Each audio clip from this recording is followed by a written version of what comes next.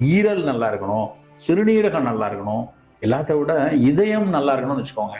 இதயம் சரியாக இருக்கணும் அப்படின்னா பயிற்சி மிகச்சரியா இருக்கணும். எங்க மருத்துவர் ஒருத்தர் வேடிக்கையா சொல்லுவார். அவர் வந்து அவர் ஒரு பெரிய 10 மாடி கட்டடம் உள்ள ஒரு ஹாஸ்பிட்டல்ல வேலை பார்ப்பாரு. அவர் மிகப்பெரிய மருத்துவர். அதனால அவர் போன உடனே அந்த லிஃப்ட்ல வாசல்ல இருக்கிறவர் வந்து ஐயா வந்துட்டாரு, லிஃப்ட்டை திறந்தா இவர் வந்து 7வது ஃப்ளோர்ல இவரோட இவர் நேரா படியேறுவாரு. அப்போ படியேறும்போது அவர் வந்து லிஃப்ட்ல வந்து சார் சார் சீக்கிரமா மேலே போகலாம் அப்படிம்பாரு. சீக்கிரமா மேலே போகக்கூடாதுன்னு தாண்டா நான் நடக்கிறேன் அதனால சொல்லிட்டே அவர் வந்து 7 மாடிக்கு வேகமா நடந்து போவார்.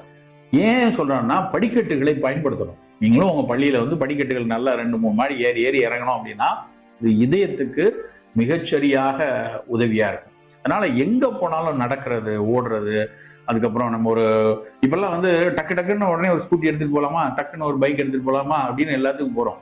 ஆனால் ஒரு காலத்துல அப்படி இல்லை. ரேஷன் கடைக்கு போனா நடந்து போவோம், மண்ணெண்ணெய் வாங்குறது